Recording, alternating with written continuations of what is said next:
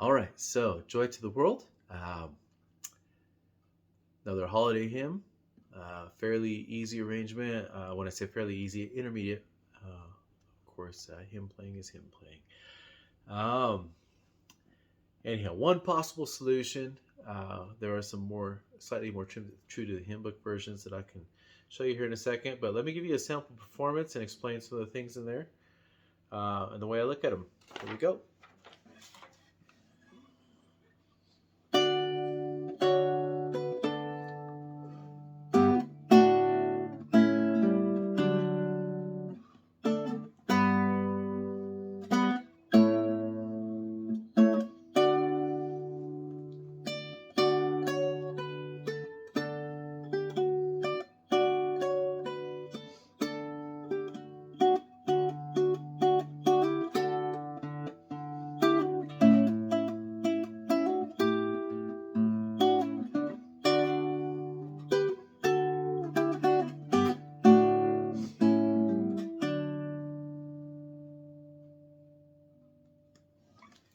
Okay, so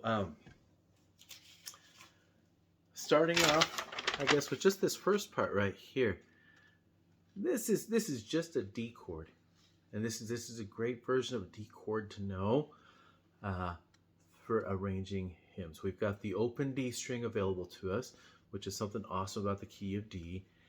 And then other than that, if I bar these two 7th fret notes right there, those are actually the same as these two notes in the D chord. That's that note, and that's that note. And I just bar them there, right? Just use that finger to cover two strings. You'll see two dance on my finger there. And put my pinky up here, and I'm able to get a high D note, right? 10th fret of the E string. Or I go to the 12th fret, that'd be an E note. So now I'm able to just follow the melody down. And one trick for playing this style of music, if you haven't done it before, I want to kind of let that keep ringing, so I'm just going to keep my thumb out of the way.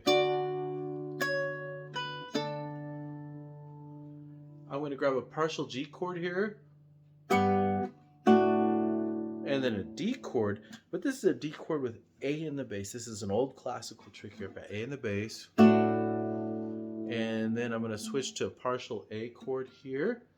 I don't need the full A chord, it is an A chord. I'm just not playing the D string. And I change that note and keep hearing the other strings.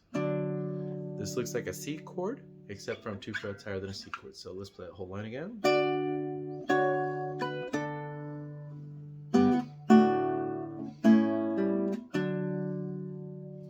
Okay, that's the first part.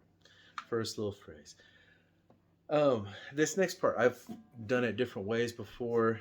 I'm instantly thinking there's a couple I'd probably rather do than what I put in this arrangement, but let's go with it to teach you the tricks. This is a D chord here. So there's a D chord there, but if I do this, it's still the same. These two notes right there are still there, and I just add that A note. And right here, this is a G chord. Fairly reasonable voicing if you're an adult. That gets you that B note in the melody, but you get that bass G note plus the open strings that belong in a G chord anyhow. So let's do that again here.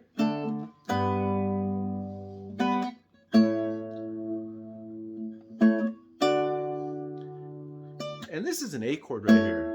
And I can hit the open A string with it. This is an A chord. If you look at this, you know how a D chord has 2 on this string and 2 on this string and then 0 on that string?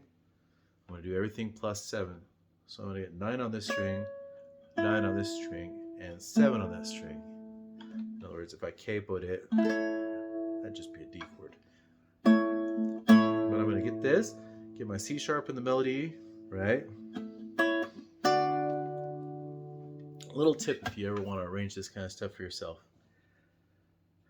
Just spend some time doing things like going E, F, F sharp, G, G sharp, A sharp, B, C, C sharp, B.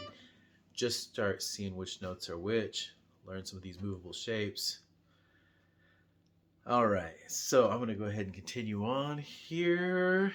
Right right here. Once again, barring on the 7th fret, 3 strings deep only.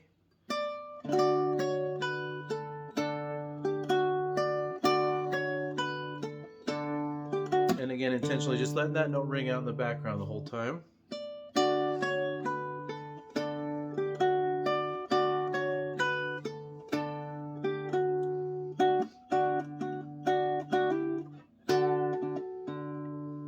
So that's kind of,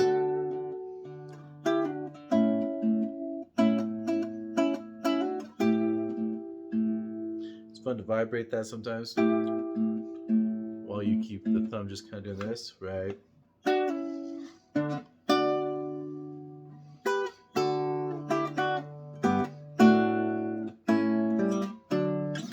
One thing that kind of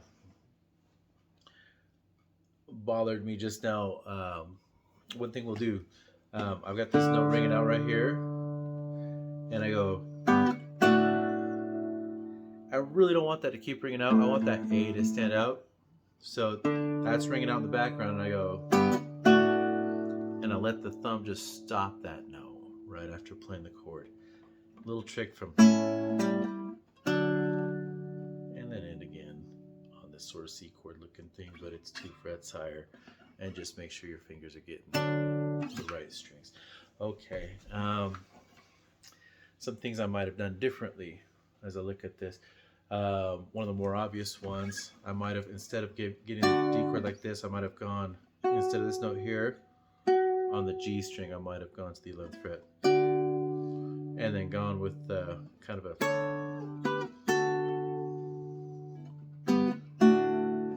to get that harmony brought out. I might have also, instead of going, I might have gone instead.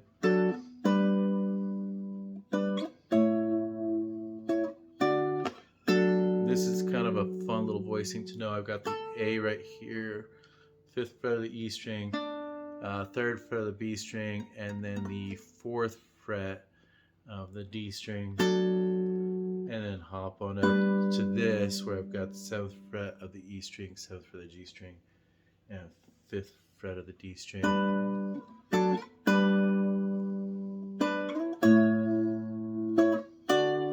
I might have done something like that. I think those are kind of the main things I would have considered changing, but I do like this voicing. You want all these tools available to you in your toolbox. So anyhow, I've been hearing a lot about this hymn lately from different YouTubers, podcasters. So on a little spiritual note, I guess if you really look at the lyrics, it's actually a second coming hymn. And yet we love to play it as a Christmas hymn. And that makes sense. I think there's probably a lot of parallels we'll find as the years go on between approaching the second coming and what was happening approaching the birth of the Savior, if I were to guess. But anyhow, I thought that was an interesting little note. All right, so good luck playing that. Again, here's the picture of it if you need it. And have happy Christmas season.